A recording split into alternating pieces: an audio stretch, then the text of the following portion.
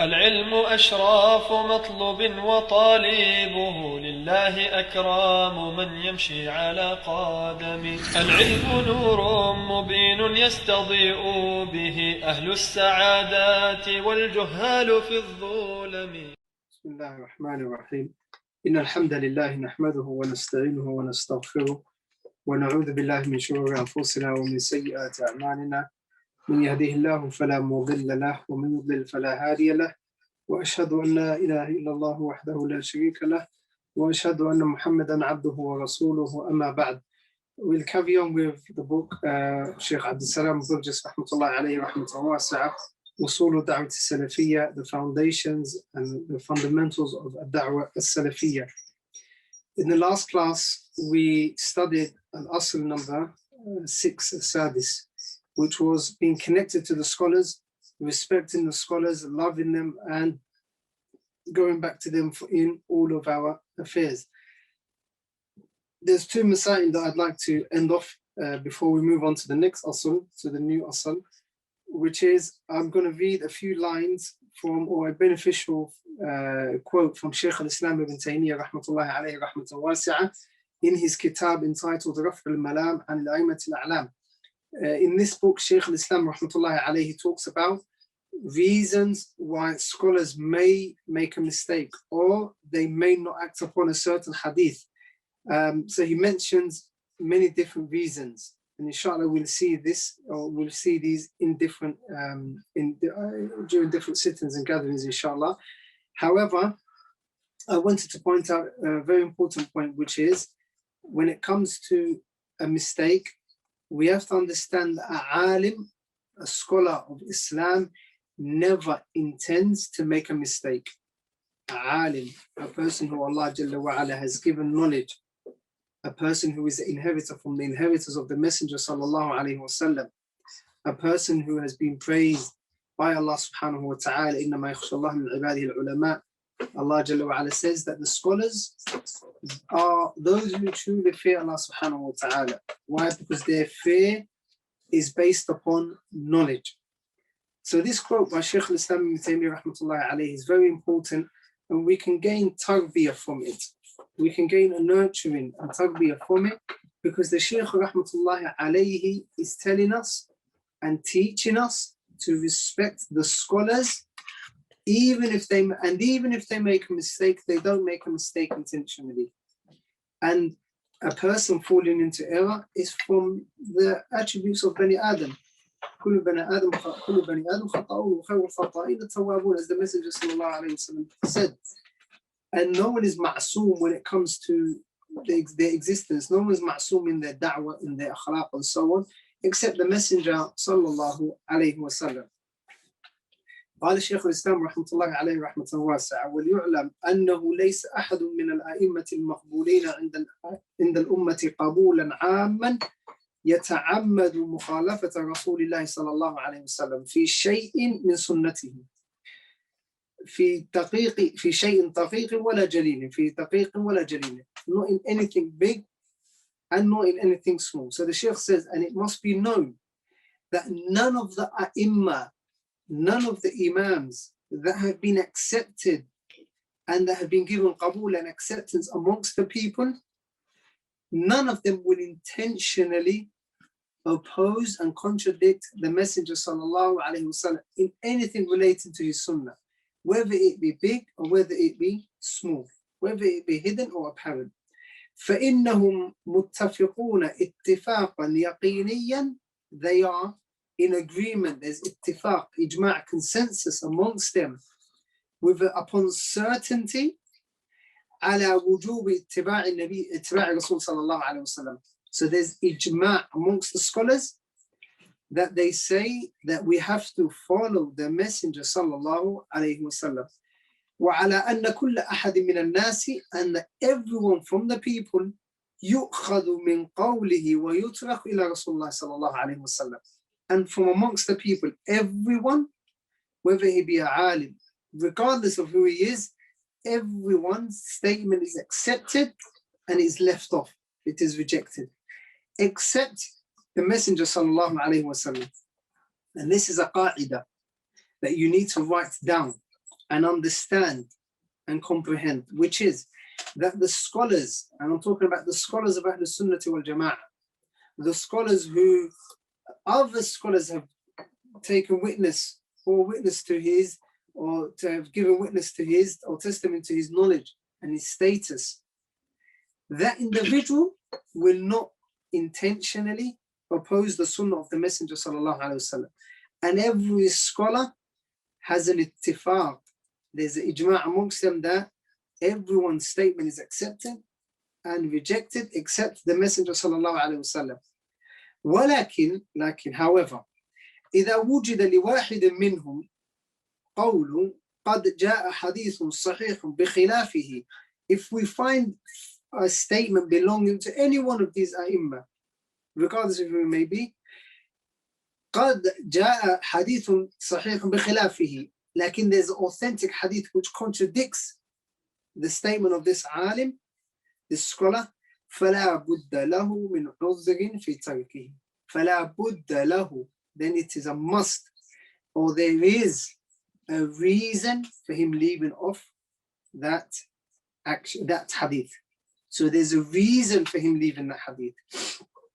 Whether it's a correct reason or not, that's not what we're talking about here. That's not what Shaykh al-Islam ibn Taymiyyah is talking about here. Lakin there is a reason why he hasn't acted upon that hadith. And then he says, وَجِمَاعُ الْأَعْذَارِ ثَلَاثَةُ أَصْنَافٍ. And all of the reasons come down to three. All of the reasons why a scholar may oppose a hadith or not act upon a hadith. It's more correct to say not act upon a hadith rather than oppose, because a alim will not intentionally oppose a hadith. So the reason why a alim may know of a hadith lakin not act upon it is one of three reasons, as the Shaykh says, rahmatullahi alayhi. أحدها, as for one of these, عدم اعتقاده أن النبي صلى الله عليه وسلم قاله. Maybe he believes, or he believes deep down that the Messenger sallallahu alaihi wasallam did not say this. So مثلا the hadith is da'if. Now, if a alim hears of a hadith and he declares that hadith to be da'if, weak, unauthentic, then he's not going to act upon it. Because when it comes to acting upon the sunnah of the Messenger sallallahu alaihi wasallam, we can only act upon that which is authentically traced back to the Messenger sallallahu alaihi wasallam. So if a alim, if a scholar does not believe or believes a hadith to not be from the words of the Messenger sallallahu alaihi wasallam, naturally he won't act upon this hadith and whatever it points towards. الثاني, and the second reason, عدم اعتقاده أنه أراد تلك المسألة بذلك القول. The second is that the scholar, the alim, he doesn't believe. Yes, he believes that the Messenger sallallahu alaihi wasallam said this hadith, said these words, lakin he doesn't believe that the Messenger sallallahu alaihi wasallam wanted or intended this specific mas'ala that we're talking about. So there could be a mas'ala that A and B are debating over, and B mentions a hadith which is authentic, and A accepts, or this other scholar accepts that it is authentic. Like the alim says to him, listen, your hadith, the hadith that you mentioned, the Messenger sallallahu alaihi wasallam, doesn't point towards the mas'ala or the issue that we're talking about. Therefore, he doesn't see it to be evidence for this particular matter. For example, two people arguing over whether zakat is wajib or not. Whether zakat is wajib or not. And then a person says, قال النبي صلى الله عليه وسلم من كان يؤمن بالله واليوم الآخر فليقل خيرا أو ليصمت. Whoever believes in Allah subhanahu wa ta'ala and the last day, let him say good or be quiet. So this hadith is authentic. متفق عليه, it's authentic hadith. The alim believes that these are the words of the Messenger and it's authentic hadith. Lakin by no way, it does not show in any way, fashion or form, that zakat is wajib. So it doesn't point towards the mas'ala. الثالث, the third reason is اعتقاده أن ذلك الحكم منسوخ. اعتقاده أن ذلك الحكم منسوخ. This alim believes, yes, this hadith is authentic, and it points towards a certain issue, a certain mas'ala. However, it's mansukh. It has been abrogated. It's no longer to be, we cannot act upon it. Maybe it was during the first part of Islam and so on. So ala kulli hal, the Shaykh mentions these 3. And then he says, وهذه الأصناف الثلاثة تتفرع إلى أسباب متعددة. And then he mentions that there are many other reasons. So that's the first mas'ala, which shows that when we hear of a alim making a mistake, if it's a mistake, then we have to respect him, his honor is preserved, the mistake is rejected and is not accepted, and it is refuted, obviously with etiquettes and manners, upon good manners and etiquettes. Like to go online and start talking about this individual said this, or this alim said this alim said that, and to almost create enmity between the scholars and the laymen or the common people, then that is incorrect. Many of these people might not know that this alim said these words and they might be wrong. Lakin, these people don't know. So what you have done is now you've shed light on that mistake. And people are going to think, no, I'm not going to take from that scholar because once upon a time, he said that. How can I take someone from someone who has knowledge upon that? Someone who's knowledge or someone who says things like that. So we have to know that when we're talking about the scholars, we have to respect them. And we have to understand their position and their evidencing. Their position and their evidencing. The same goes for students of knowledge. The same goes for students of knowledge. A student of knowledge is not ma'soom. He may make a mistake. And if he does make a mistake, then we don't refute him in totality. And we don't say he's always been a mubtadi', he's a hizbi, or he's that, he's a ikhwani, and he's this, he's that. And we see that a lot nowadays in the da'wah scene. We see that a lot. Where a student may make a mistake and then everyone comes down upon him like a ton of bricks. When in reality, his mistake was not something that takes him out of the fold of the sunnah. It is not something that deserves all of these refutations.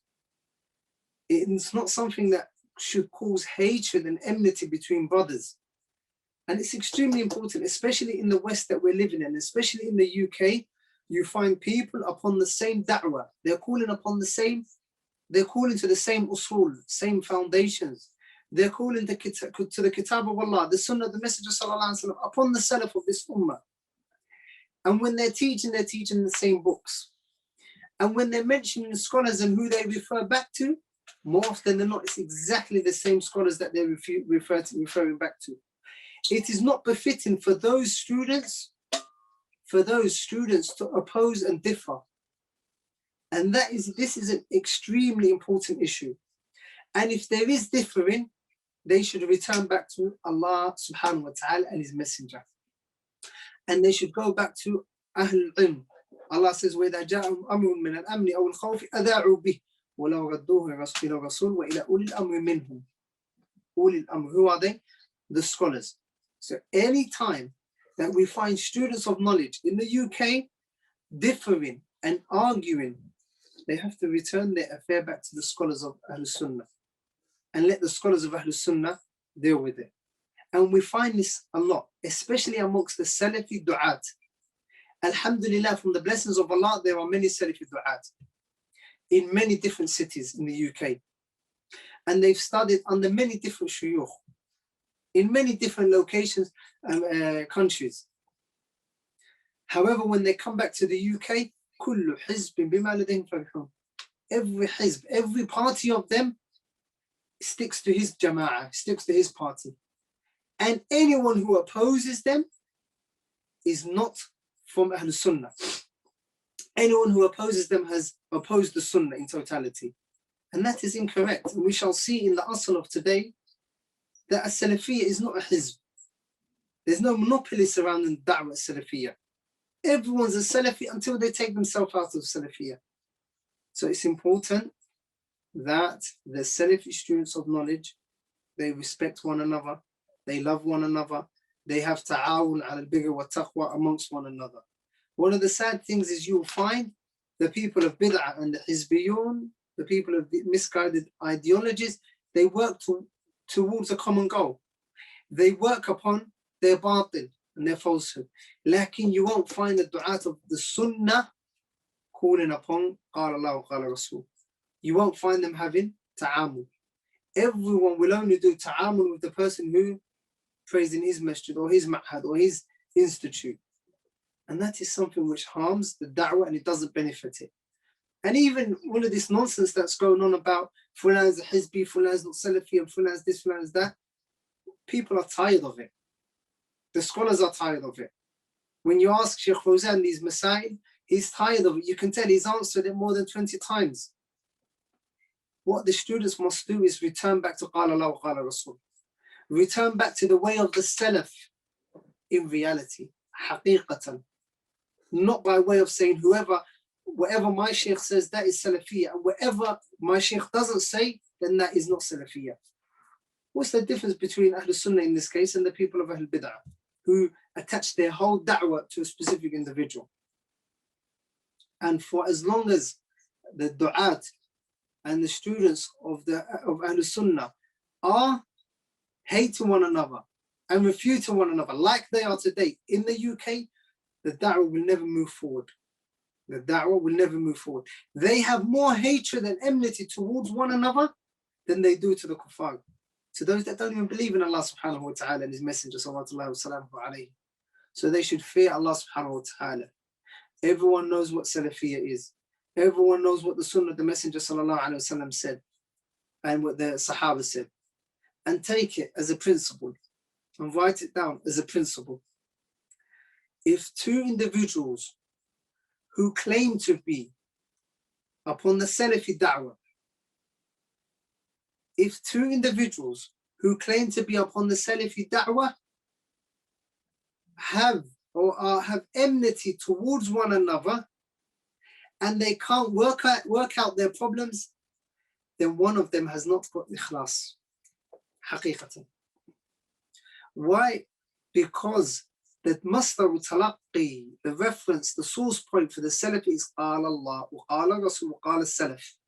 These three will not change. They haven't changed in 1,400 years. They won't change now.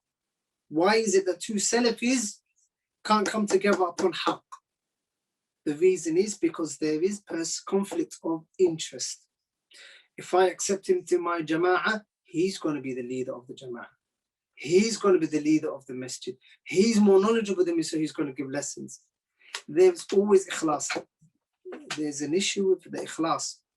Maybe both of them, or maybe just one of them. However, if you find the Salafi and a Hizbi or Mubtadi' arguing and differing, then it doesn't necessarily go back to ikhlas, because the reference point for these two is different. The reference point for these two is different. How can you go back to someone who refers back to the scholars of misguidance when you refer back to the scholars of the Sunnah? How can you be on the same platform and understanding as someone who rejects the hadith of the Messenger sallallahu alayhi wa sallam? Ya akhi, Nabi sallallahu alayhi wa sallam said, alaykum bis-sam'i wa ta'a. And he says, la, nakhruj alayhim li'anna fulan kharaja alayhim. We rebel because fulan, this individual rebelled. You can't come to terms with these individuals. Like in the Salafi that claims to be upon the Kitab and the Sunnah, then they should easily be able to come together upon haqq.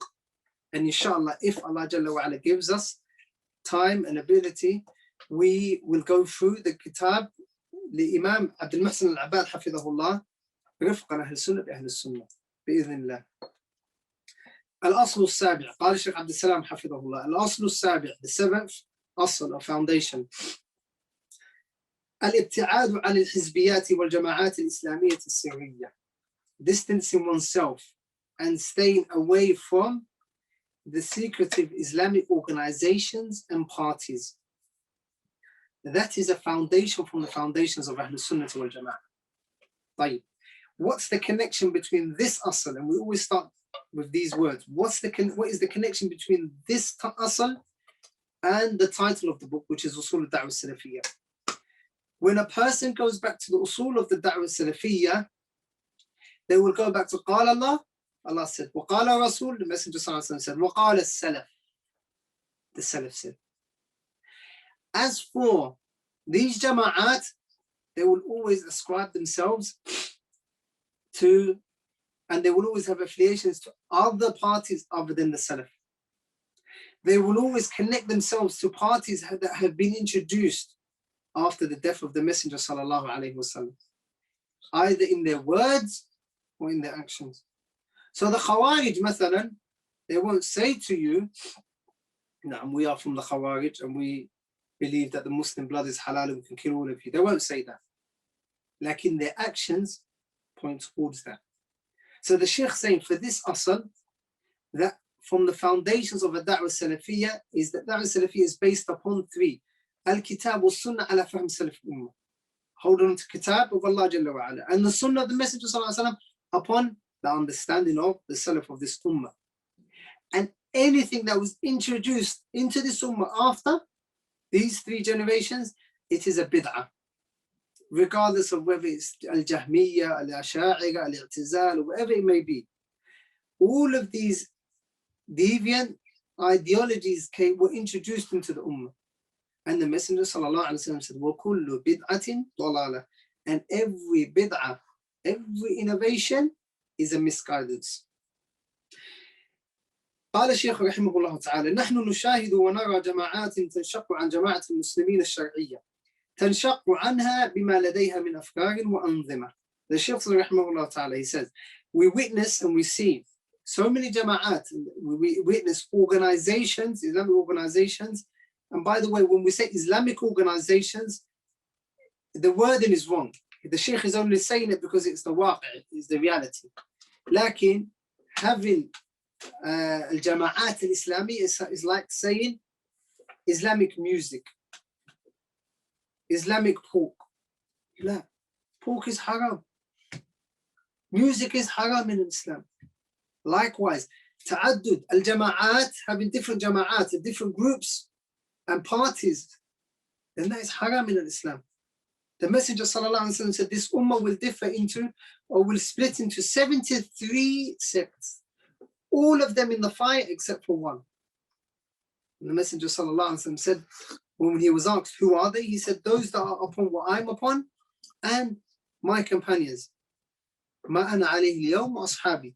What I'm upon and my companions. So Islam doesn't have different groups and different organizations.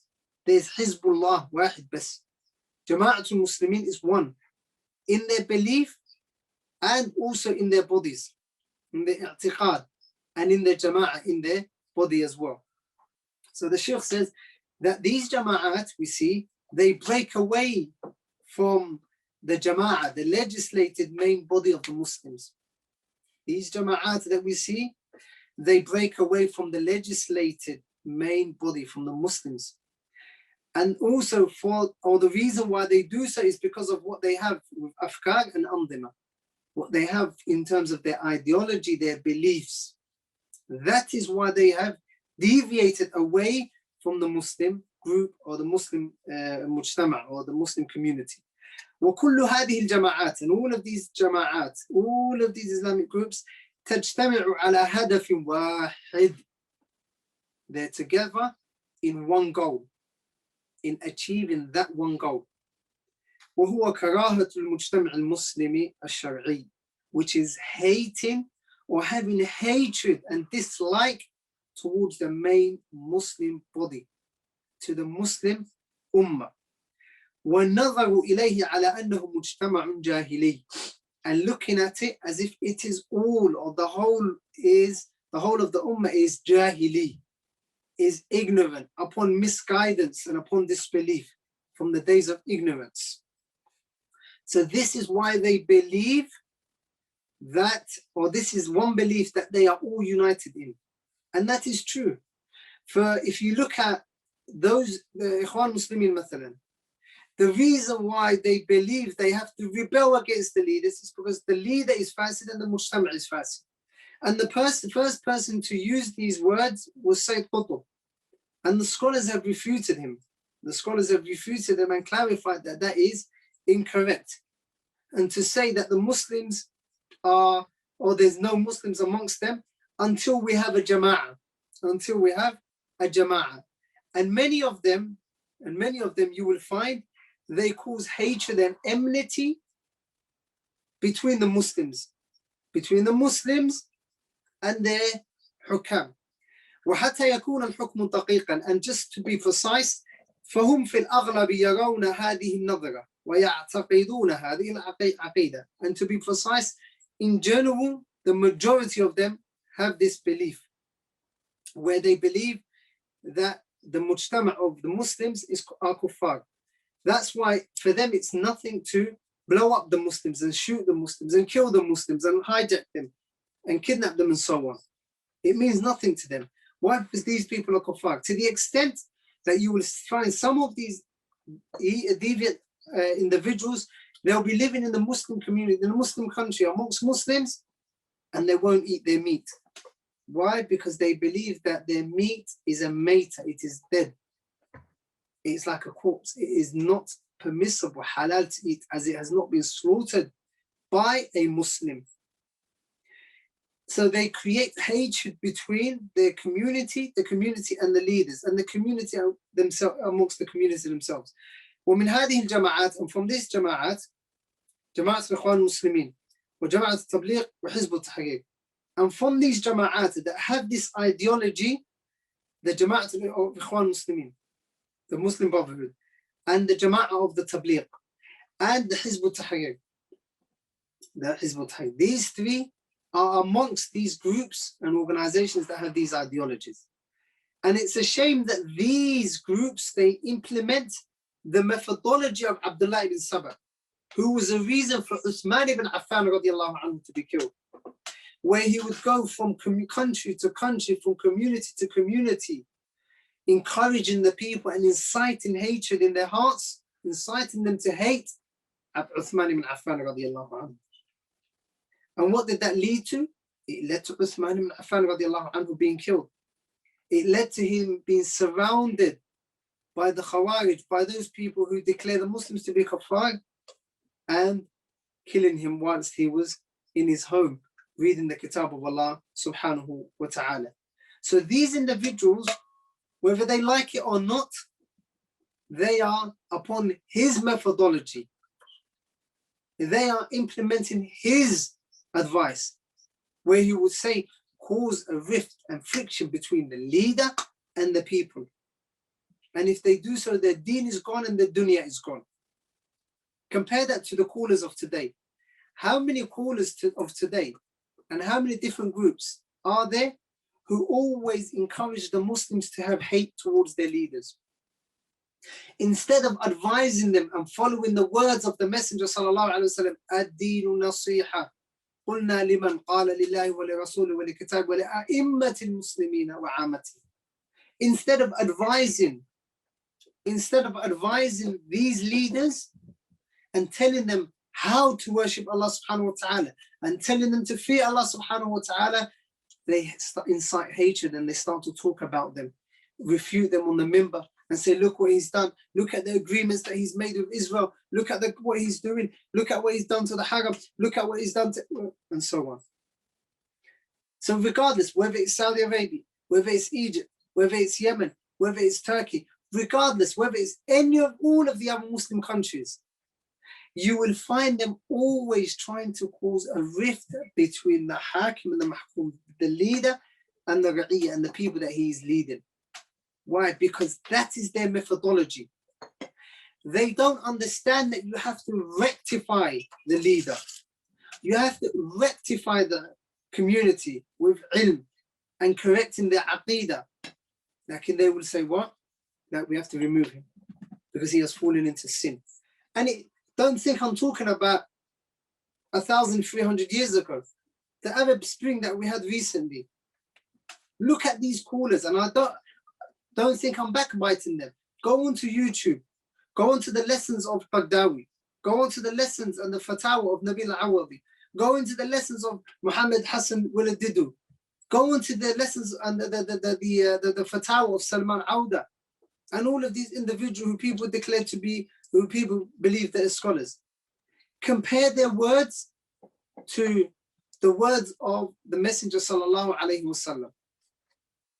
And then you will find the connection that they have with those who preceded them in misguidance, such as Abdullah ibn Saba and the Khawarij and so on. The Shaykh says, وَأَقُولُ لِلْأَسَفِ, and the Shaykh says, and I say, and with extreme regret, يوجد من جعل السلفية حزبا كهذه الأحزاب. There are those who have made السلفية, الدعوة السلفية, to be a hizb, a party, just like all of these other parties. ويوجد من يسعى إلى جعل السلفية كهذه الأحزاب. And likewise, you will find as people who are trying to make a salafiyya like all of these other ahzab. لكن the Shaykh says فنحن نبرأ إلى الله سبحانه وتعالى من هذا الصنيع ونعوذ بالله من شر هذا الفاعل. لكن the Shaykh says we free ourselves from that. We free ourselves from that in the sight of Allah subhanahu wa ta'ala from what he has done, or that individual. And we seek refuge in Allah subhanahu wa ta'ala from the evil of that doer, from the evil of what he is doing. The Shaykh has mentioned an extremely important point here, which is that when it comes to as-Salafiyya is the main body of the Muslims. As-Salafiyya is the correct understanding of al-Islam. It is what the Messenger sallallahu alaihi wasallam, what was revealed upon the Messenger sallallahu alaihi wasallam in the Mount of Hira. It is what the Messenger sallallahu alaihi wasallam propagated and taught for 23 years. It is what the Sahaba propagated and taught and spread after the death of the Messenger sallallahu alaihi wasallam. It is not a party, a group that is specific to a certain people. So we can't say that they are Salafiyun and they don't look like Salafiyun, they're not Salafiyun because they don't take from a certain Shaykh or they don't accept the rulings of a certain Shaykh when it comes to Jarh al-Ta'deel and so on. La. As-Salafiyya ma wafaqa al-haq. As-Salafiyya is that which is in accordance with the haq, the truth. قال الله وقال رسول قال السلف. بس Al-Kitab was Sunnah, the Quran of Allah, the Sunnah of the Messenger sallallahu alaihi wasallam upon the understanding of the Sahaba. Whoever is upon that, then he is a Salafi. Whether he says it at the top of his voice or not, whether he's young, whether he's old, whether he's male, whether he's female, whether he's in the UK, whether he's in other parts of Europe, whether he's in the Americas, whether he's in Africa, whether he's in Asia, regardless of where he is, that person is a Salafi. Likewise, when it comes to the scholars of Ahlul Sunnah, we can't say that they all reside in a certain country. The scholars of Ahlul Sunnah are many. The students of Sunnah are many. The Muslims are all Salafiyun until they take themselves out of Salafiyya with their false beliefs and false ideologies, until they contradict La ilaha illallah Muhammadur Rasulullah. La ilaha illallah Muhammadur Rasulullah. Until they contradict that, then they are Salafiyun. So anyone that says they're Salafi Jihadiyya, they're Salafiyya Ilmiyya, they're Salafiyya Siyasiyya Harakiyya, that is all batil. And you will find that in the early 90s, in the mid 90s, there were a group of people who tried to mix Da'wah Ikhwan Muslimin, the Da'wah of the Ikhwan Muslimin, the Brotherhood, the Muslim Brotherhood, and Da'wah Salafiyya. They would try to mix these, and they came with something which was known as Sururiyya. So when you look at this individual, he looks like a Salafi. When you look at the books he's teaching the books of the Sunnah. Like when you look at how he's teaching the books of the Sunnah, you will find that that person isn't a Salafi. He's upon the madhab and the methodology of the Ikhwan Muslimin. And they are upon the methodology of the Khawarij. So what the reason why this came about was because everyone knew what the Ikhwan Muslimin were. And everyone knew what Da'wah Salafiyya was. Like when this group came, and when these individuals came, Muhammad al-Surur, when he was in Saudi Arabia, and then he later moved to the UK, he wanted to mix these two. So he said, they said in their i'tiqad they're Salafi, like in their muwajaha and how they react and how they deal with affairs and the current affairs, they were Ikhwan Muslim. So there is none of that in Islam. There is no such thing as Salafi Jihadiyya or Salafi Siyasiyya, Salafiyya Ilmiyya, none of that. As-Salafiyya wahida. As-Salafiyya is one. It is the Quran of Allah, the Sunnah of the Messenger sallallahu alaihi wasallam, and upon the understanding of the Salaf, upon the understanding of Abu Bakr, Umar, Uthman, Ali, and the rest of the companions, and those that followed them, the Salaf al-Salih.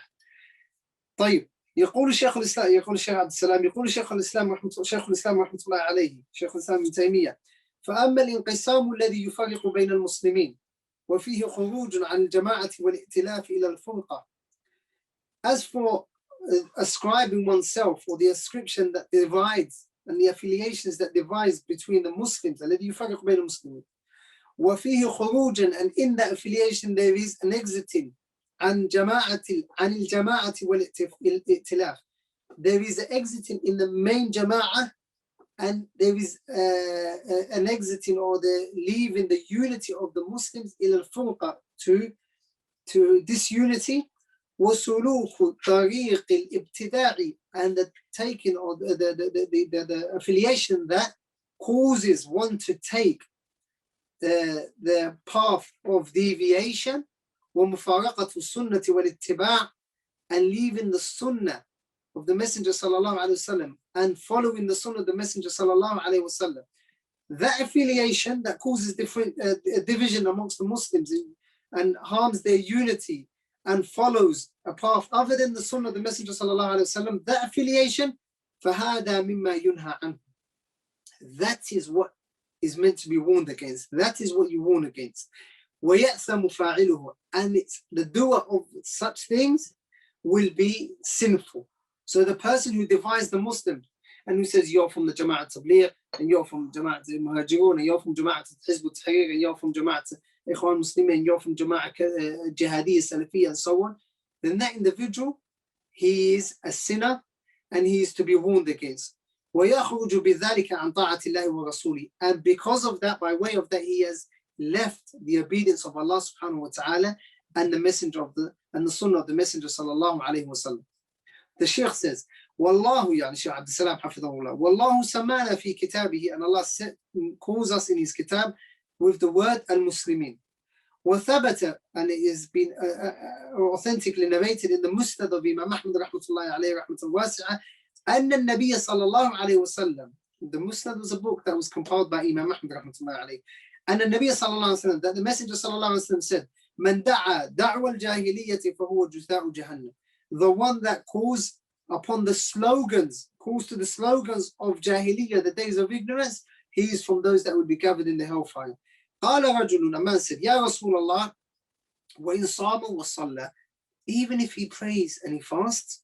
قال نعم وإن صام وصلى ولكن تسموا بسم الله الذي سماكم عباد الله المسلمين المؤمنين.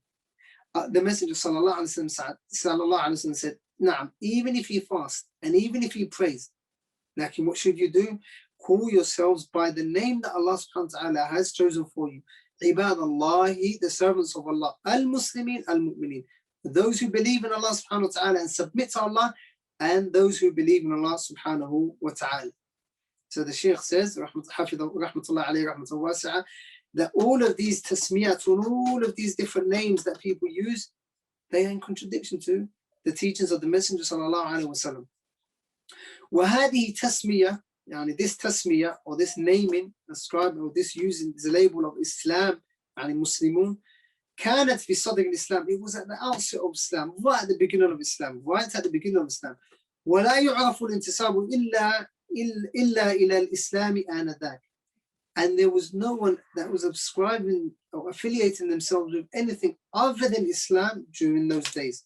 لكن فلما فشت البدع, when the bid'ah appeared, when the innovations appeared, وانتشرت الأهواء, and desires and whims became widespread, واتكأ كل صاحب بدعة عن الإسلام, and every صاحب بدعة leaned away from al-Islam, turned away from Islam, لم يجد سلفنا الصالح بدا من إظهار ألقابهم الشرعية التي تميزوا بها عمن سواهم من المضلين.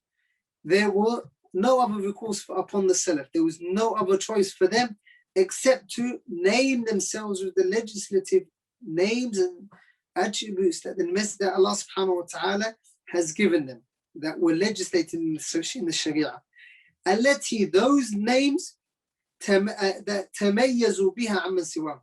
So they were differentiated by way of these names because of these. By way of these names, they were differentiated from the people of misguidance. That's why they had to come up with these names. and these attributes. فتسموا بالأسماء الواردة في النصوص. So number one, they named themselves with, and they differentiated themselves with names or words that came in the nusus, in the text from the Quran and the Sunnah. كالجماعة, like Jama'ah. Here, in this line, the Shaykh is telling us two reasons why it was permissible for the Salaf, or why the Salaf started to name themselves what they did. For example, Jama'ah or Ahl Sunnah, Ahl Hadith, and so on. Number one, because they were mentioned in the Quran and the Sunnah. So these names were names that came from the Quran and the Sunnah, that the Messenger and the Sahaba named them with. Secondly, that is what they were acted upon. They were acting upon the actual name. The name had an attribute. For example, Al-Jama'ah, the group, the main body, they were the ones that were holding on to the main body of the Muslims. They did not differ from the Muslims. طيب. والفرقة الناجية أو كالفرقة الناجية, and the saved, the victorious sect or the saved sect. وطائفة المنصورة, and the group that will be aided. These are names, or hadiths have come. There have been hadiths that have been narrated by from the Messenger sallallahu alaihi wasallam, pointing toward this. لا تزال طائفة من أمتي ظاهرين على الحق لا يضرهم من خذلهم ولا من خالفهم حتى يأتي أمر الله سبحانه وتعالى. Also, the Messenger sallallahu alaihi wasallam said, ستفترق هذه الأمة إلى 73 فرقة كلها في النار إلا واحدة. All of these 72 sects will be in, all of these 73 sects will be in the fire except for one. Meaning all of these 72 will be in the fire, meaning they are in the saved sect. كما تسموا أيضا بما التزموا به من العمل بالسنة التي نبذها غيرهم. Also, they named themselves according to that which they adhered to, in which those who opposed them, the misguided individuals, they dismissed and they left off. كالسلف. For example, Salaf, they will say as-Salaf, Fahm Salaf, or Salaf al-Salih. Why? Because those who were misguided during the time of the Salaf, they opposed the Salaf. So the Salaf was saying, we are upon the Salaf al-Salih, the tariqah of the Salaf. Why? Because you've opposed them. Since you've opposed them, we are attributing ourselves to them. And also, Ahl Hadith, the people of Hadith. Why? Because there came a group of people who rejected the hadith of the Messenger sallallahu alaihi wasallam said, from the Messenger sallallahu alaihi wasallam, who rejected the hadith of the Messenger and said, we won't take it in the bab of aqidah, mathalan. When it comes to aqidah and belief, we won't take the hadith al-ahad. So they rejected the hadith of the Messenger sallallahu alaihi wasallam, and they would reject the names and attributes of Allah subhanahu wa ta'ala that have been mentioned in the Sunnah of the Messenger sallallahu alaihi wasallam. So Ahl Sunnah, the Salaf, they said, we're going to be Ahl Hadith. We are Ahl Hadith. We ascribe ourselves to Ahl Hadith. Why? Because they have taken the Hadith. Ahl Hadith means the people of the Hadith. They have now implemented the Hadith of the Messenger sallallahu alaihi wasallam. Whereas these individuals, they dismissed, they left off the Hadith of the Messenger sallallahu alaihi wasallam. They would not believe in it, and they would reject it. So they rejected it, and they acted upon it. That is what made them Ahl Hadith. وَأَهْلُ الْأَثَرِ, and the people of the narrations, the people who are ascribing themselves, the people who are holding on to the narrations of the Salaf, the narrations of the Messenger, sallallahu alaihi wasallam, the narrations from the Sahaba, ridwanullahi ta'ala alayhim ajma'in, وَأَهْلُ السُّنَّةِ وَالْجَمَاعَةِ, and the people of the Sunnah and the people of the Jama'ah. Ahlul Sunnah, why? Because they hold on to the Sunnah of the Messenger sallallahu alaihi wasallam. They don't reject the Messenger sallallahu alaihi wasallam Sunnah. And Jama'ah, because they hold on to the main body of the Muslims. They do not perform khuruj against them. They do not rebel against them. They don't get involved in, or they were not ones that got involved in revolutions and so on. That's why they were Ahlul Sunnah wal Jama'ah. As for some of the Salaf that you may find that rebelled against their leaders, that is an individual mistake. And that can't be ascribed to the whole of the Salaf. And you will find, inshallah, it's the next asr that's coming, but you will find amongst history, you will always find scholars who have made a mistake in a certain mas'ala. So every scholar who made a mistake, if we say that that is a qawl fi madhab al-salaf, that is an opinion in the madhab of the salaf, then what is going to be left? For example, from the scholars of Al-Islam, you will find some who made music permissible, some who made riba permissible. What we're going to say, that there's opinion that says that music is halal, وهذا قول فيه خلاف. And there are many, there are much worse opinions. There are worse opinions that you will find, or opinions that are worse than that you will find in the history of Islam. Like, to make that opinion, which contradicts the Quran and Sunnah, to be from the Quran and the Sunnah, then that is clear misguidance. So the Shaykh says, وَإِنَّمَا آثَرُوا هَذِهِ الْأَلْقَابِ, and they preferred these alqab, these slogans and these titles and these names, وَتَسَمَّوا بِهَا, and named themselves with it, لِعِلَلٍ كَثِيرًا, for many reasons. ذكر بعضها فضيلة الشيخ بكر بن زايد رحمة الله عليه رحمة واسعة في كتابه العظيم النفيس حكم الانتماء إلى الفرق والأحزاب والجماعات الإسلامية. Many of Sheikh Bakr ibn Zayd Hafidahullah, Rahmatullah alayhi, Rahmatullah wasi'ah, who was from the scholars of Saudi Arabia, died in 2004, Rahmatullah alayhi. He has a book called Hukm al-Intima', the ruling of ascribing yourself to different groups and parties from the group organizations, the Muslim organizations that we see around. He has this book, and in this book he mentions what the Sheikh is about to say. Therefore, from the books that is mainly read or mostly read from Sheikh Bakr ibn Zayd, it's Hilyatul Talib al-Ilm, the adornments of the seeker of knowledge. That is from the works of Sheikh Bakr ibn Zayd rahmatullahi alayhi rahmatullahi wasi'ah. So in these words, or in these few lines, the Sheikh is mentioning, Sheikh Bakr ibn Zayd, he's saying why it is not a bid'ah to say I am a Salafi. Why it is not a bid'ah, he's mentioning why it's not a bid'ah and why it wasn't a bid'ah amongst the Salaf to say نحن من أهل السنة, or نحن من أهل الحديث, or نحن من أهل الأثر. We are from the people of the hadith, we are from the people of the sunnah, we are from the people of the narrations, or we are from the Ta'if al-Mansura, and so on. Why wasn't it a bid'ah? And this is extremely important, because today you will find amongst the people, amongst the youth, you will find amongst the youth those who say it's not permissible to say we're Salafis. And Salafiyya is a party, just like that is a part, that group is a party, then you're a party by saying I'm a Salafi. Like, in reality, it is not a party. It is not a group which is specific to anyone, which is exclusive to a group of people. The Sheikh says, وَمِنْ ذَلِكَ, يعني, from the reasons why it was and it is permissible to label ourselves Ahlul Sunnah, As-Salafiyun, and so on, ومن ذلك أن هذه النسب لم تنفصل عن الأمة الإسلامية منذ تكوينها على منهاج النبوة. That these nisab, these slogans and these titles, they were never detached from the Muslim Ummah, right from the beginning of the time of the Prophet sallallahu alaihi wasallam. They were always Ahlul Hadith. مثلا, we find the Sahaba saying Sami'na wa ta'na. If the messenger said something, they obeyed him. And they were Ahlul Hadith. We find that they were Ahlul Athar. We find that there were people of the Sunnah. If the messenger sallallahu alaihi wasallam did something, they would do it immediately. To the extent that some of them would, when they're traveling, they would take the path that the messenger sallallahu alaihi wasallam took, like Ibn Umar radiallahu anhu, Abdullah ibn Umar radiallahu anhu. To the extent that he would want to stand in the place that the messenger sallallahu alaihi wasallam stood. So they were Ahlul Sunnah. They were implementing the Sunnah of the messenger sallallahu alaihi wasallam. So to say we are Ahlul Sunnah, it doesn't mean that this is a new name. The Shaykh says the second one. So that is the first reason, that these titles were never detached from the Ummah of Islam, of Muslims, or the Ummah of Islam.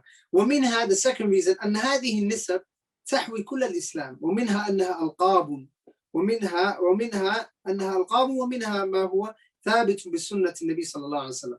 So from these words, that they contain Islam in it, from these titles. So some of them are slogans and titles, and some of them, titles meaning things that separate them from other than them. Ahl Hadith, مثلا. It separates them in the sense that they follow the Hadith and other than them do not follow the Hadith. ومنها ما هو ثابت بالسنة الصحيحة. And from these words or titles that people use, Ahl Sunnah use, are those titles which have been affirmed in the Sunnah of the Messenger sallallahu alaihi wasallam, such as Firqat al-Najiyah, the saved sect, such as the Taif al-Mansura, the aided sect, the sect that are aided, and so on. طيب. ومنها, the Shaykh says رحمة الله عليه, Shaykh Bakr Abu Zayd رحمة الله عليه, ومنها ما لم يبرز إلا في مواجهة أهل الأهواء في رد بدعهم وضلالاتهم لتميز عنهم. And from these titles are titles that only came about as a way to encounter and to confront the people of desires. When it came to في رد بدعهم, in refuting their bid'ah and their misguidance, لتميز عنهم, and also to be distinct from them and to be differentiated from them. فنجد, we find أن البدعة لما ظهرت, we find when the bid'ah came about and it became widespread, when it appeared, تميز أهل الحق بالسنة. The people of the haqq, they were distinct by the sunnah, by them following the sunnah of the Messenger sallallahu alaihi wasallam. So they would say نحن أهل الحديث والأثر.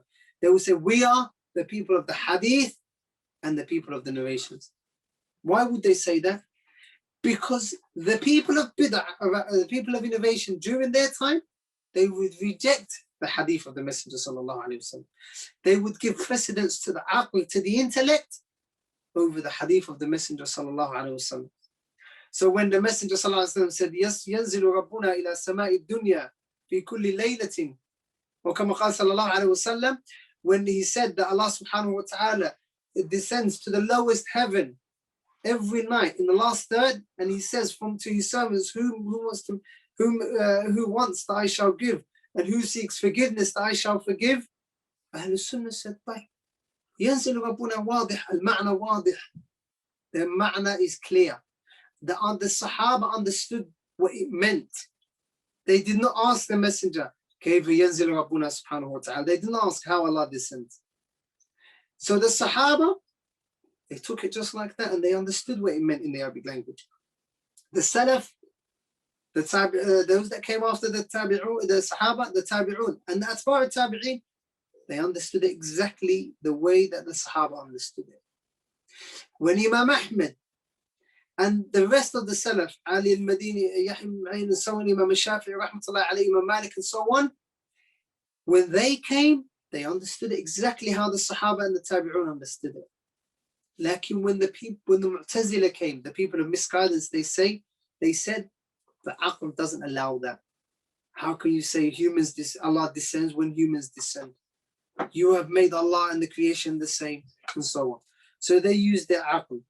Then what did Ahlul Sunnah say? Ahlul Hadith. They are the people of Hadith. When Ahlul Sunnah said that the Quran is Kalamullah, the Quran is the words of Allah, the Mu'tazila said, then you're saying that he's similar to the creation of Allah to his creation. So Ahlul Sunnah affirmed these attributes that were mentioned in the Quran and the Sunnah, the Hadith of the Messenger, and the Mu'tazila rejected it. Hence they said we are Ahlul Hadith.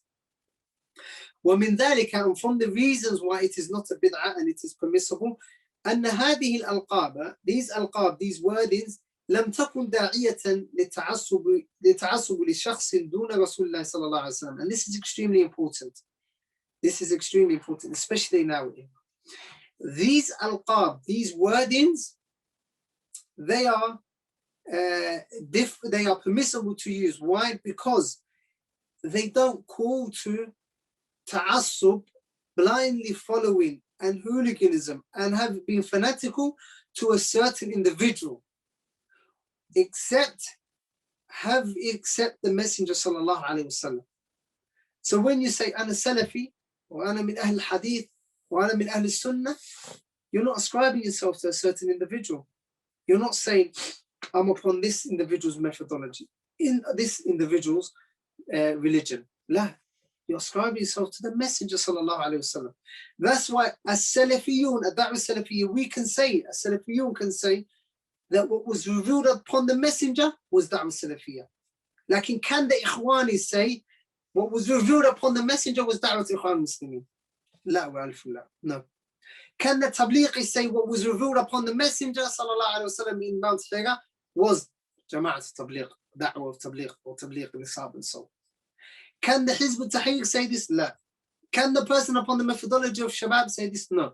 Can the person upon the methodology of Boko Haram say this? La. Like the person upon Da'wah Salafiyah can say this. Why? Because it is the haqq. Therefore, if there is ta'assub, if you find someone having ta'assub and blind following and having hooliganism to a certain individual, then no, that is not from Salafiyah. That is not from the Salafiyah that the Sahaba left behind. Nor is it the Salafiyah that the scholars after them left behind. Nor is it the Salafiyah that even our contemporary scholars left behind and taught us. So to have blind following and ta'assub to a certain individual, it shows that this is far from the haqq. Like in these alqab, they're nothing like that. These names and titles. ومنها, and the fifth one, أن هذه الألقاب لا تفضي إلى البدعة. These alqab, they don't call to bid'ah. For example, al-qadariyya, bid'atul qadr, is negating the qadr of Allah subhanahu wa ta'ala. Al-jahmiyya, al-i'tizal, al-ash'ariyya, they call to, you're negating the names and attributes of Allah. Therefore, you're calling to a bid'ah. Lakin, when it comes to as-salafiyya, when it comes to al-hadith, you're not calling to a bid'ah, and they don't lead to a bid'ah. ولا إلى معصية, nor do they call to sinning. ولا إلى عصبية للشخص, nor do they call to the fact that you're blindly following and calling ta'assub to a certain individual, having ta'assub and saying that this person is upon the haqq regardless of what they say or do. ولا إلى عصبية لطائفة, nor does it call to partisanship to a certain group of people. So it is a name which is based upon as-Salafiyya al-Hadith, based upon the Kitab and the Sunnah, and based upon Ahl-Sunnah differentiating themselves from the people of misguidance. ومنها أن عقد الولاء والبراء والموالاة والمعاداة لديهم إنما هو على الإسلام لا غير. And this is extremely important. The fact that whether you say I'm a Salafi, whether you say I'm Ahl Hadith, whether you say I'm from the people of the Sunnah and so on, this doesn't give allegiance, support, love and hate upon them except upon Islam. Just because you say Salafiyah, it doesn't mean that you are calling to your party and your group of people. You're calling to al-Islam. Like with these other jama'at, if you're from Jama'at al-Ikhwan Muslimin, then you love the Ikhwani more than everyone else. If you're from Jama'at Tabligh, you love the Jama'at Tabligh more than everyone else. And likewise for every other Jama'at. The Shaykh says, إذا علم هذا فقد تقرر فيما علم من الإسلام بالضرورة أنه لا دين إلا بجماعة. If we've understood this, these points that we've mentioned, then we understand that لا دين إلا بجماعة. There is no religion except Jama'ah, except you with unity. ولا جماعة إلا بإمام. And there is no unity except with an imam, with a leader. ولا إمام إلا بالسمع والطاعة. And there is no imam except with hearing and obeying.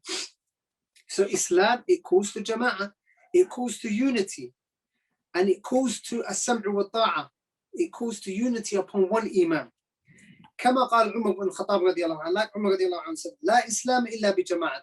Umar said رضي الله عنه, there is no Islam إلا بجماعة, except with the Jama'ah, unity, group of Muslims. ولا جماعة إلا بإمارة, and there is no Jama'ah, no except with leadership. There is no Jama'ah, main group of Muslims, except with leadership. ولا إمارة إلا بطاعة, and there is no leadership and no ruling except with ta'ah,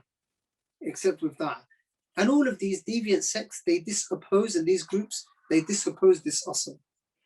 يقول الشيخ العلامة بكر أبو زيد في كتابه الآن في الذكر رضي الله رحمة الله عليه, هذا هو المفهوم الشرعي لجماعة المسلمين. That is the correct understanding of the Jama'ah of the Muslims. What Umar has mentioned, رضي الله عنه. متآخون على منهاج النبوة, الكتاب والسنة. They are brothers upon the kitab, the manhaj, the methodology of the Messenger sallallahu alaihi wasallam. الكتاب والسنة, upon the kitab والسنة. ينتظمهم إمام ذو شوكة ومنعة, وهذه هي روابط العامة بين المسلمين لوحدتهم وتماسك والرابط العام بين المسلمين وحدتهم وتماسك جماعتهم وبقدر التفريق يحصل الاختلاف والاضطراب. The Sheikh says, so what gathers them, what makes them united is إمام ذو شوكة ومنع, an imam that has power and might, an imam that has strength.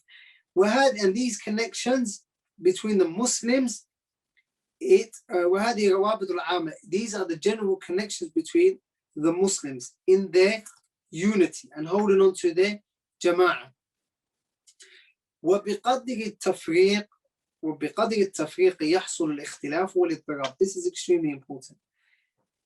The more differing there is, the more the more differing there is and partisanship there is, the more khilaf and differing and اضطرابات and contradiction there is amongst the Muslims and instability. So the more we have, the more groups we have, and the more dividing of the Muslims that happen, the more khilaf and the more problems that we have. فإذا انخذل فرد من المسلمين أو انخذلت فرقة عنهم فهذا انشقاق على المسلمين وتفريق لجماعتهم وهو في طبيعة حاله انخذال عن كل الإسلام على منهاج النبوة. So if a person forsakes and abandons the jama'ah, whether he's a person or whether they are a group of people, then that is a differing and abandoning and a type of abandoning of the jama'ah of the Muslims. And naturally this is, Islam is free from this, and this is a forsaking of Islam itself upon the methodology of the Messenger sallallahu alaihi wasallam. The Sheikh says, Sheikh Abd Salam Hafidahullah rahmatullah alayhi, وهذه الجماعات الإسلامية, and these Islamic groups التي قامت على الأسس البعيدة عن الكتاب والسنة هي في الحقيقة انشقاق عن المسلمين. And these groups that we see today, whose foundations are far from the Kitab and the Sunnah, in reality they split and divide the Muslim Ummah. وشرها وضررها أعظم بكثير من خيرها, and its harm is a lot more than its benefits or its good. فهي لما اختارت طريقا لا ينتمي إلى الكتاب والسنة ولا ينهل من سلف هذه الأمة دخل عليها النقص من هذا الباب. And the reason is because when it chose a path other than the path of the Messenger sallallahu alaihi wasallam, other than the path of the Kitab and the Sunnah of Allah, the Kitab of Allah and the Sunnah of the Messenger sallallahu alaihi wasallam, and ولا ينهل من سلف الأمة, and they decided to not, and they did not derive their rulings and drink from the methodology of the Salaf, دخل عليها النقص. From this point onwards, there were deficiencies that came about because of that. So they had deficiencies in this bab. فالحذر حذر من هذه الجماعات المشبوهة فلا تكونوا أيها الشاب ضحية أمثالها. So beware of these deviant groups, أيها الشاب, you young man, and do not be a victim to its likes. فوالله ما حلت في بلد, for wallahi it did not come about in a country, in a land, ونفثت فيه سمومها إلا سادت أو إلا ساد فيه تفرق. ونفشت فيه سمومها إلا ساد فيه تفرق. There isn't a country except that when they came to it and they spread their poison in this country, ساد فيها تفرق. What became normal and what led the people was differing and خلاف والاختلاف. وبرزت الشحناء والبغضاء بين أبنائه, and there became animosity and hatred between the people of that land, between the young people of that land. Why? Because they were calling to a party or an ideology and a belief that was alien and foreign to the belief that was around in that particular land in itself. So they came to them when they were united, and they caused division amongst them. And the Shaykh will mention examples.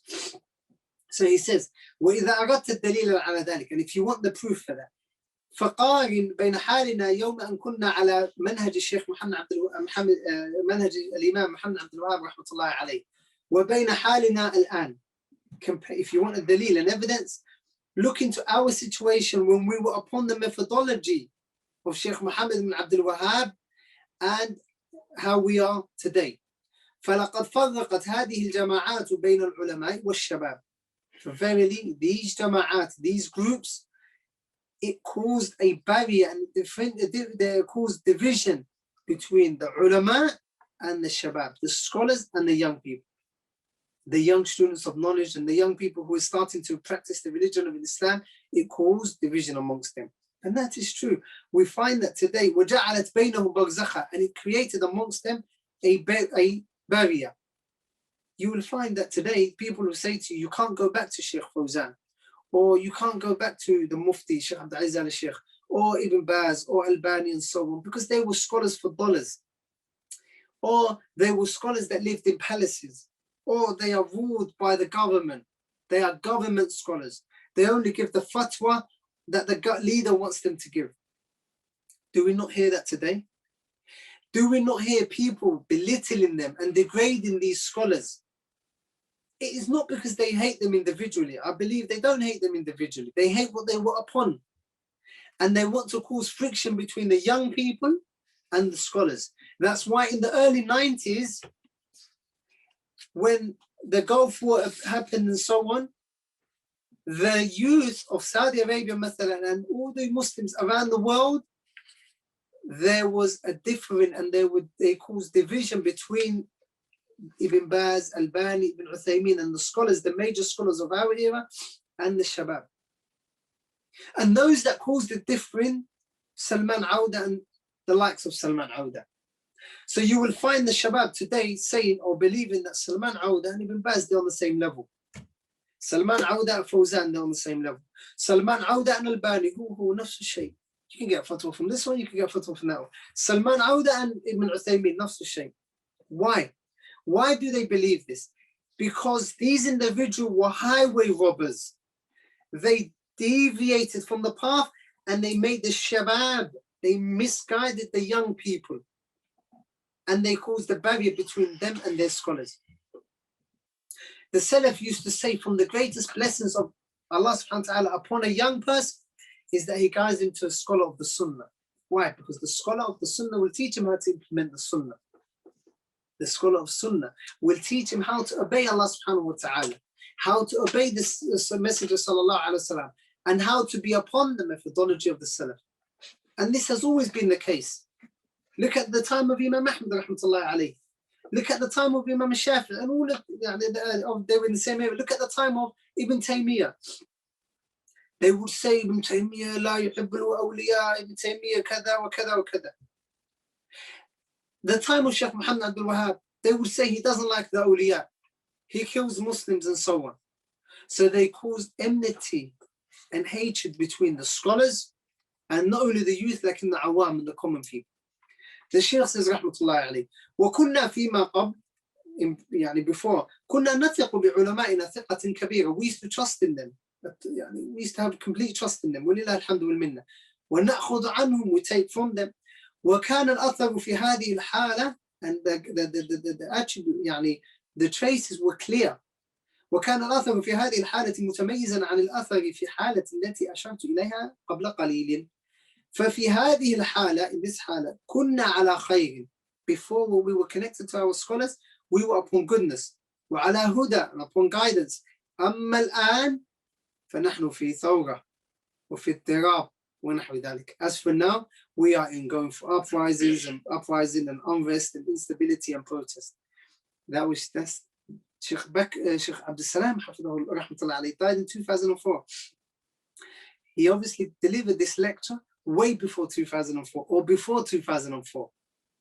Is this not what we see today? When the young people and the awam, the common people, they connected themselves to people who are not from al-ilm, people who are not scholars, what happened? Instability, revolting against the rulers and what they called the Arab Spring and so on. And a lot of them would say, هذه الثورات ثورات مباركة, as Nabi al-Awadi says, هذه الثورات ثورات مباركة. So according to Nabi al-Awadi, these thawrat mubarakah, they're blessed. So what we see now, mashallah, going on in Syria, it's a blessing. The killings, the rapings, the murders and so on, mashallah. هذه ثورات mubarakah, according to Nabi al-Awadi, and according to all of these misguided individuals. You can't even go onto YouTube. You can't watch a video except you will find the children of Syria in an advert.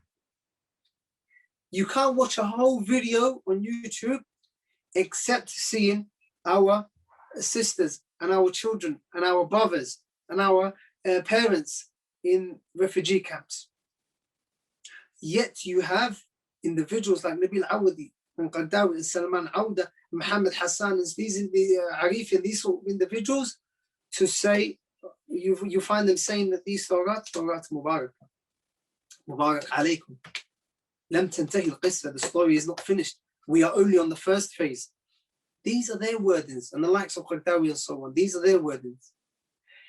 Look at the destruction that came to this ummah when they followed these misguided individuals. Whereas the scholars of Ahlul Sunnah, over 20 years ago, they would say, do not rebel, do not protest, protest the haram and so on. And then today you find individuals who justify that, who say protest the haram because this, because of this, and because of this. And then you will find those who say, Wallah, khuruj al-hakim fihi khilaf. There's khilaf in whether it's permissible to rebel against the leaders or not. Some of the Salaf did it and some of the Salaf did not do it. You will find them spreading this filthy, evil ideology which contradicts the Quran and the Sunnah. So when we hold on to the methodology of the scholars who themselves are holding on to the methodology of the Messenger sallallahu alaihi wasallam, we will be saved from fitan, trials and tribulations. But when we hold on to the methodology of these misguided individuals, we are throwing ourselves into destruction. And don't take my word for it. If you don't understand Qala Allah wa Qala Rasul, if you don't understand the Quran and the Sunnah and the Salafs, just look at what you see in the Middle East today. Are we going through stability or instability? Is the Muslim Ummah in a good state or not? If it is, then that's your belief, like it is not. And then what is the reason or why, or what has caused this? These evil fatwa from these misguided individuals has caused this. طيب وهذه الجماعات أيضا أفسدت عقائد بعض الشباب بنا. These جماعات corrupted and polluted the ideology, the belief of our youth. ولوثت المنهج عندهم, and it tarnished the manhaj, the methodology that they had, the correct methodology that they previously had. وأقنعتهم في أن يجعلوا الولاء والبراء لها فقط. And these jama'at, what they have done is they have corrupted the belief of these individuals, these shabab, these young individuals. And they have convinced them that allegiance and this association should be based upon this party. Anything that opposes this party, and anyone that opposes this party, anyone that refutes the scholars of this party, then he is upon misguidance. They won't say anyone who opposes the Quran and the Sunnah is upon misguidance. La, they believe that anyone that opposes these jama'at, then he is upon misguidance. That's why they can all work together. In Jama'at al-Ikhwan Muslimin, you can find the Rawafida. You can find those who curse Aisha radiallahu anha. You can find non-Muslims in there. Why? Because they only come together upon what they agree upon. Like when it comes to rectifying the aqidah, then they are not upon it. طيب وما من شك أن بعد هذه الجماعات, and there's no doubt that some of these groups سوف تستغل أتباعها المغرر بهم في القيام بالثورة أو الدخول في الفتنة. طيب this Sheikh Abdul Salam, which proves he was a alim, although he was young in age, he's now telling us something that happens today. In 2020, in the 21st century, we find things that the Sheikh mentioned many years ago, 20 years ago plus. The Sheikh says that there's no shak, there's no doubt that some of these jama'at, they will capitalize upon these young people who have been deceived and cause them to rebel and revolt and take part in fitan. And that's exactly what is happening. Did we not see in Egypt, when some of these individuals like Muhammad Hassan, they were saying, Al-Shabab, Al-Taqi, Al-Naqi, Al-Tahir. Al-Shabab, Al-Taqi, that fears Allah, Al-Naqi, Al-Tahir, that is pure in his aqidah and belief and so on. And they are the ones that are going to the places of fitan. They are the ones that are revolting against their hukam. They were praising them. These jama'at, and it is not a must that a person says, Na'am, ana min ikhwan muslimin. Today you probably won't find anyone that says, I'm from Jama'at al-Ikhwan Muslimin. He won't say I'm from Jama'at Tabligh, which shows that there is some sort of misguidance in it, and even they know themselves. If you ask a Salafi, are you Salafi? He goes, Na'am, inshallah, ana Salafi. But they won't say, Na'am, inshallah, ana Ikhwani, or Na'am, inshallah, ana Tablighi, or Na'am, inshallah, ana min al-Muhajirin, and so on. Lakin you will find a person upon Ahlul Sunnah saying, Na'am, alhamdulillah, I'm upon the Sunnah. And the Shaykh says, فَلَا تَكُمْ حَادِثَةَ حَرَمْ عَنْ نَظَرِكَ أَيُّهَا الشَّابُ بِالْبَعِيدِ. Let not the hadith, what happened in the Haram in 1979, let it not deceive you, and do not forget.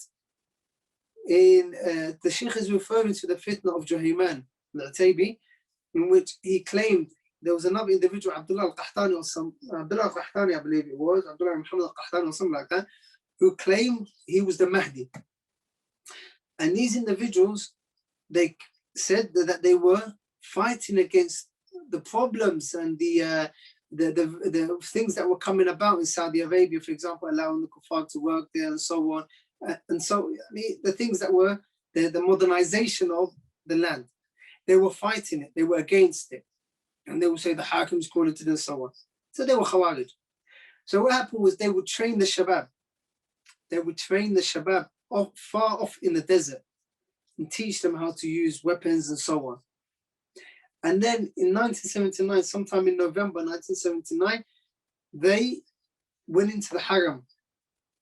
It was up under siege for 15 days, I believe it was. 15 days, they were fighting inside the Haram of Allah Jalla wa Ala, around the Kaaba of Allah Jalla wa Ala, the Qibla of the Muslims. And hundreds of people were killed. Hundreds of people were killed. Some from both parts, from both sides, they were killed. About 200 plus men, young people, who were deceived by the call of this deviant individual, who claimed he was going to call to the haqq and he was going to get rid of these dughat and so on. And obviously he was crazy, because he was asking the Musallin, the people that were praying in the Haram, to give him bay'ah. And there was about 100,000 people in the Haram at that time, give him bay'ah. And he was the Mahdi and so on. And these people, they were not people that were individuals who were fusaq, who used to indulge in sins. No. They were people that were hufad of the Quran. They were memorizers of the Quran. They were memorizers of Bukhari and Muslim and the Sunnah of the Messenger sallallahu alaihi wasallam. Like they were deceived by this individual who was young in age. He was young in age. Like, instead of going and following a person who's young in age, saying, I'm going to rebel and I'm going to, he's the Mahdi and we're going to take over the Haram, why did they not go back to Ibn Baz, Ibn Uthaymeen, Abdullah Ghadiyah, Fawzan, Bakr ibn Zayd, these ulama al-Bani, Ibn Uthaymeen, they were around. Why go to them? Why go to them why go to this individual when there were ulama around, scholars? You've got Abdul Mahsan al-Abbad, you've got Hamad Ansari, you've got Muhammad, you've got scholars who have grown old in the knowledge of Allah subhanahu wa ta'ala, in the knowledge of the Quran and the Sunnah and the understanding of the Salaf. And then you go back to a young individual saying, we're going to take over the Haram and people are going to give me bay'ah and so on. People are going to give me allegiance and I'm going to run the Khilafah and so on. And I'm the Mahdiyas. It shows what can happen when people turn away from the guidance of the scholars. And it doesn't mean that the scholars are ma'soom, infallible, and they don't make mistakes. Lakin it means that Allah has commanded us to follow the scholars and return back to them. فَاسْأَلُوا أَهْلَ الذِّكْرِ إِن كُنتُمْ لَا تَعْلَمُونَ. What would it have killed them? What would it have harmed them if they would have said, Ya Shaykh ibn Baz, there's someone called Juhayman, he's saying there's Mahdi and so on, and he wants to take over the Haram. they would have saved themselves and saved the ummah from a lot of destruction and harm. Therefore, we have to go back to the kitab of Allah, the sunnah of the Messenger sallallahu alaihi wasallam, upon the understanding of the Salaf, upon the understanding of the Sahaba, and those that followed them, and those that followed them upon their understanding. We have to stay away from these groups, Islamic groups and Islamic organizations, whether they're secretive or whether they're zahir. We have to stay away from them and not ascribe ourselves to them. And we have to seek knowledge. Only after seeking knowledge can we learn the difference between the haqq and the batil.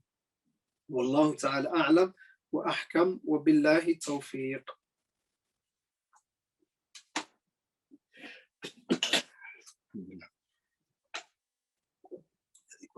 We've got a couple of questions, inshallah. Questions asking, how do we balance? Our first question is, what is the asl of a Muslim? The first question is, what is the asl of a Muslim? Sheikh Fawzan, hafidhahullah, in one of his lessons, was asked a similar question. He said, al-aslu fil Muslim, sihhatul i'tiqad. The asl in the Muslim, that his aqeedah is correct. If a person says, La ilaha illallah Muhammadun Rasulullah, then his aqeedah is correct and it is sound. And we treat him like a brother, and he is our brother. Like, obviously, that can differ from place to place. For example, depending on the land that they're in. If they're in a place where a person is born saying he's a Muslim, but he's cursing Abu Bakr and Uthman and Ali and so on, and Aisha radiallahu anha. Or if he's upon in a land where they're negating the names of Allah, they distort the names of Allah subhanahu wa ta'ala and so on, then the answer would be different. Allah. Next question is, how do we balance defending a scholar's mistake and going overboard in praising a scholar, especially in the recent attempt by a social media individual to belittle Sheikh Al-Albani status? The question is, how do we balance between acknowledging the Sheikh made a mistake and being fanatical to him, especially in recent events where people have tried to, on social media, try to defame Imam Al-Albani rahmatullahi alayhi.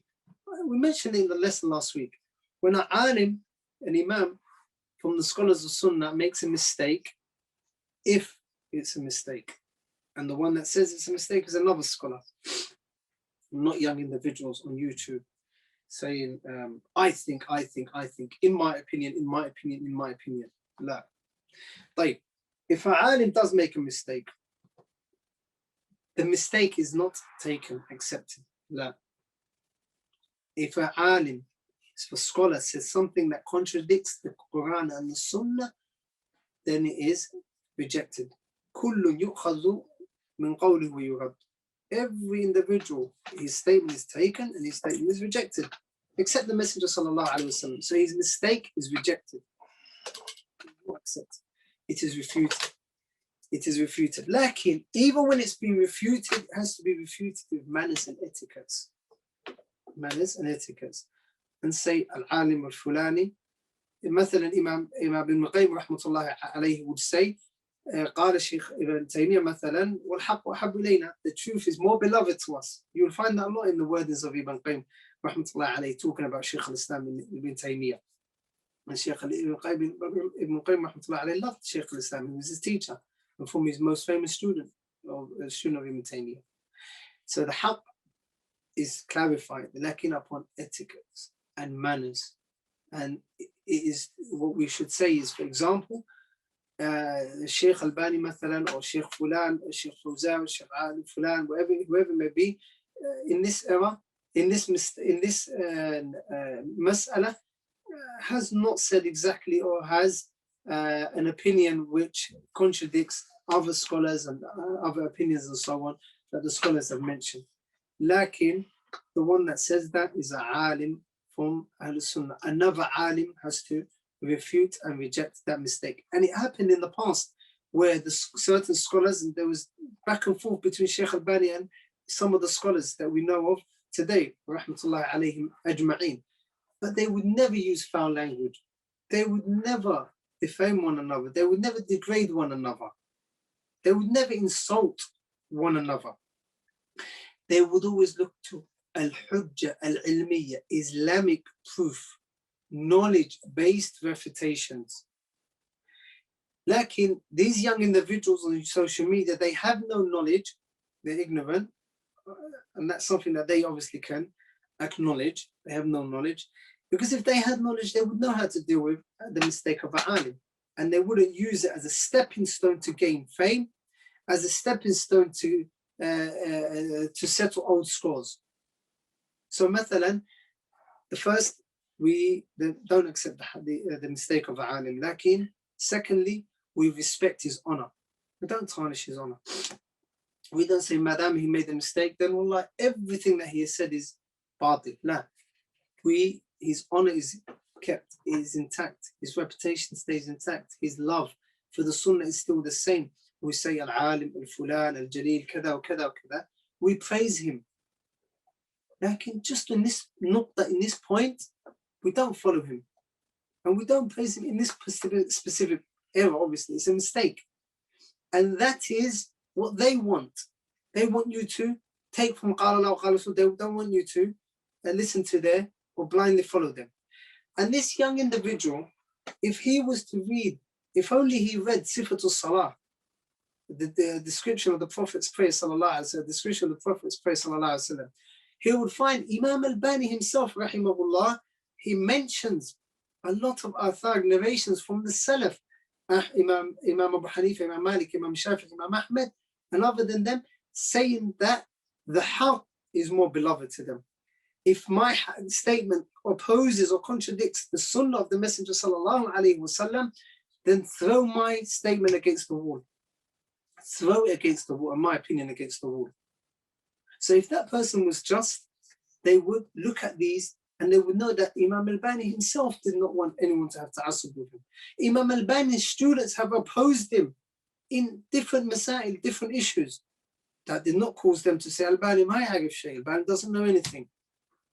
Also, it's a lowly act to use the mistake of a certain alim just to settle a score against, you've got arguments with a certain group of people. You hate this group of people. Therefore, you will say, look, they regard him to be an alim, but he's making a mistake like that. That's lowly, akhi. Those sorts of people, they need to fear Allah subhanahu wa ta'ala. وَأْتُوا الْبُيُوتَ مِنْ أَبْوَابِهَا. Come to the houses through the correct doors. If you want to come into Maidan al-Ilm, قال الله وقال رسول, then act like a talib al-ilm. Lakin to say that this individual, this scholar, you're believing them, you think you're worshipping them, or you hold them to be ma'soom, or you hold them to be infallible. No one holds them to be infallible. In their belief, that's what you think. That in your belief, or in the belief of these individuals, that's what they think. Lakin no one blindly follows them, these scholars. They are imams of the sunnah, lakin they are not ma'soom. They can make mistakes. So in reality, these types of individuals, as it says in the question, this young individual, I don't believe he intends al-Bani himself. Lakin he's trying to settle a score with a group of people. And then he brings al-Bani as an excuse. If that person has problems with another group of Muslims, then refute them upon knowledge. Refutations are permissible. Refutations are permissible in the religion of Islam. The Messenger used to refute some of the companions. Lakin upon ilm, if you want to refute a group of people, if you want to refute a certain ideology, then do so with Qala Allah, Qala Rasul. Do so with knowledge. You can have access to Google. You've got hundreds of books from Bukhari, Muslim, all of the Sunan you can find. And the Kitab of Allah, you have to just open it. And you've got all of the tafsirs around.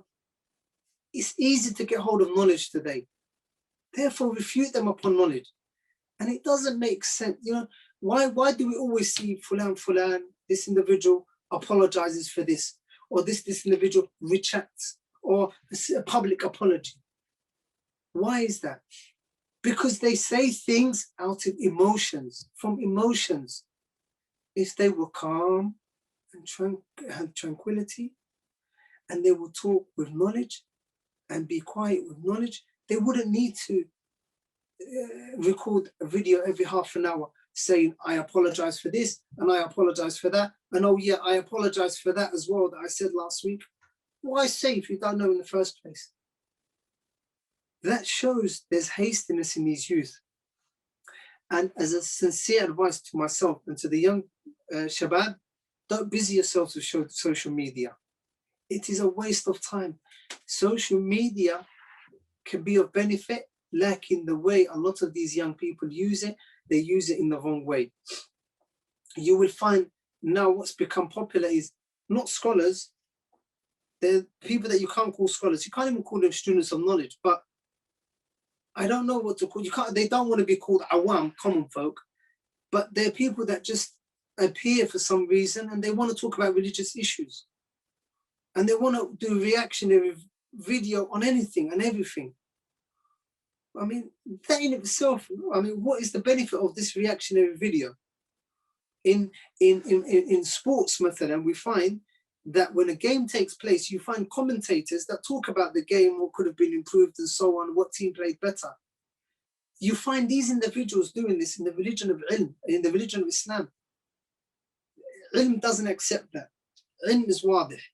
Ilm is qala Allah wa qala Rasul. Ya akhi, if you want to learn, pick up a book. The scholars are many.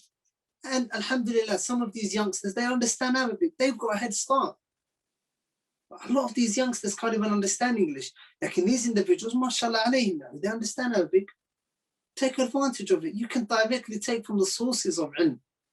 And if you look at their reactionary videos, 60,000, 70,000, is that what you want to busy the ummah with? You want to busy the ummah with Albani, you're trying to accuse him of being, or saying, look at this ridiculous fatwa this individual has. You're going to benefit from that. What are you going to benefit from that? A alim, an imam that's passed away. Like when you look at Albani himself, or the fatwa of Ibn Baz, Ibn Uthaymeen, Sheikh Fawzan, their lessons when their kitab is teaching Zad Mustaqni or teaching kitab al-Tawheed, 100 people view, 100 views, 20 views, 1,000, 2,000 views, which shows that people are not interested in knowledge. People are interested in Fulan said this, or what's the latest, he said this, and did he do a reaction video? No, he done a reaction video, but did he apologize for that though? No, he apologized for that, but he did. He also said, why busy yourself? Yeah, we're in the month of Sha'ban at the moment. Ramadan is coming. Learn, hold yourself to account. Let's hold ourselves to account. Let's read the kitab of Allah subhanahu wa ta'ala every day. Let's learn the religion of Allah subhanahu wa ta'ala sincerely. Let's leave off all of these fitan. All of these fitan have no benefit for me, nor doesn't have benefit for the Muslim ummah. You have people, Muslims, falling into kufr, disbelief. You have Muslims in jail. You have Muslims that are going through so many different problems. And then we're recording videos about Imam al-Bani. We're recording videos about, I don't know what's all the fuss about Fawzan, Fawzan contributed a fair bit. Who are we to say Fawzan's contributed a fair bit like that? Realistically speaking, who are we to talk about these scholars? Who are we to say if Fawzan, if Qaddawi said this or if Fulan said this, they would taqum dunya wa la taqum. Busy the ummah. If a person is going to stand up and teach the ummah or wants to get involved in ilm, then learn, study, calm down, and teach the people the haqq. If you want to settle your scores with individuals, if people want to settle scores, they shouldn't do so on social media. La. Social media, people are listening 24/7. 2 a.m. if you wake up and you start a live feed on YouTube or Instagram, wherever, you get you get individuals just tuning in for the sake of it, maybe even hundreds. So people are not interested, they're just anything that can bring about problems, people are like, wow, Lakin, if we want to benefit the ummah, and if we want to get out of the problems that we are in now and in today, and we want to lift this ummah and take it back to its peak, then we do it with قال الله وقال الرسول. We do it upon knowledge. Wallahu ta'ala a'lam wa ahkamu billah. As for Imam al-Bani, he's higher than me to defend, or anyone else. Imam al-Bani, he mujaddid هذه الأمة. Imam al-Bani, he was the mujaddid of this asr. Many people did not know what hadith sahih, hadith da'if meant until Imam al-Bani here came. Now you find Sahahahu al-Albani, Da'afahu al-Albani, rahmatullah alayhi. Imam al-Bani made it weak. He declared it weak. Imam al-Bani declared it authentic. And who do we say after that? وقال حاكم كذا وقال إمام الذهبي كذا وحصنه إمام أحمد وكذا. Imam al-Bani is mentioned along those names. He's mentioned along those names. So we have to fear Allah subhanahu wa ta'ala and respect our scholars. And Imam al-Bani's fiqh, for example, do you not know that in the UK, much of the fiqh that the Salafis practice is according to the madrasa of Imam al-Bani, rahimahullah ta'ala, rahmatan wasi'ah. That's why if you're with some of the Salafi youth and you come into a masjid, they don't want to pray as a jama'ah, as a group. They will all pray individually. That is a mas'ala that is fiqhi and is old throughout history. Like Imam al-Bani was one of the scholars that revived that khilaf and that practiced that. Rahmatullahi alayhi, rahmatan wasi'ah.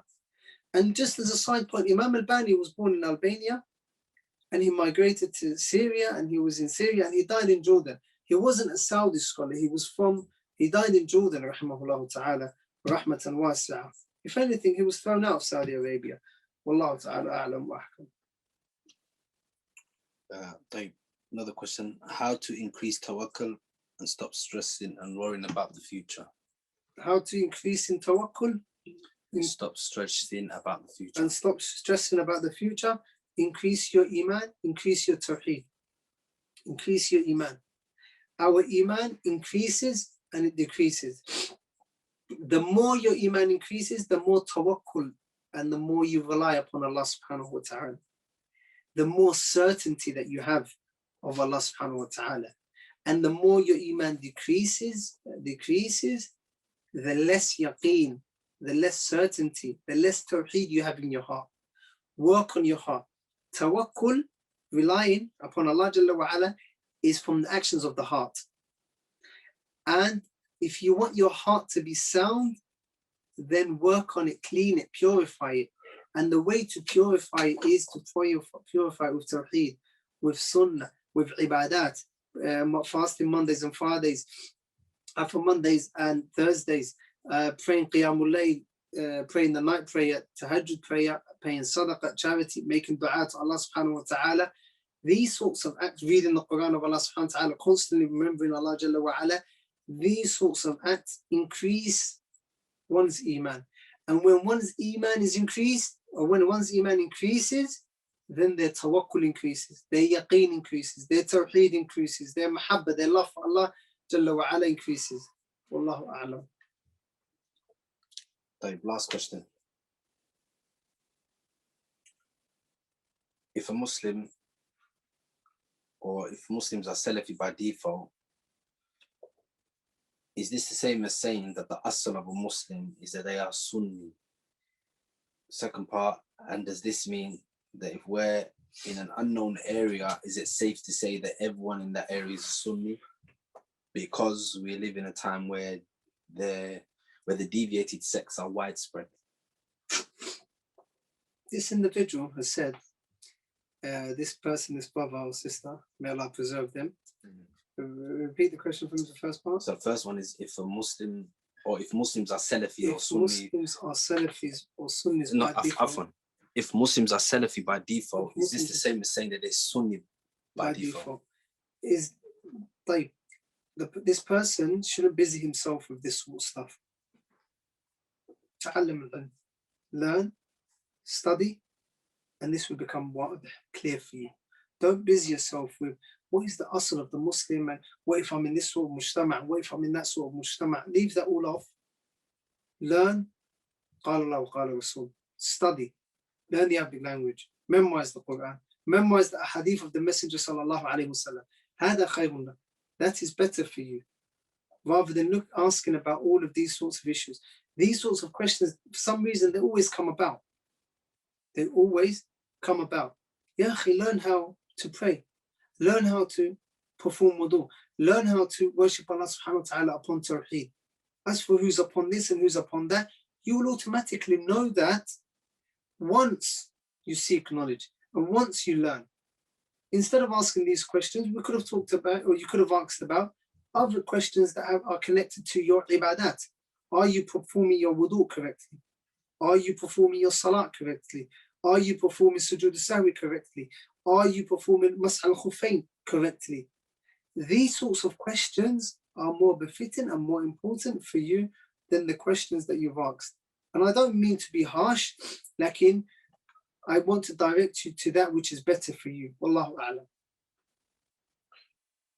Barakallah fiik. Wallahu ta'ala a'lam wa ahkamu billahi tawfiq.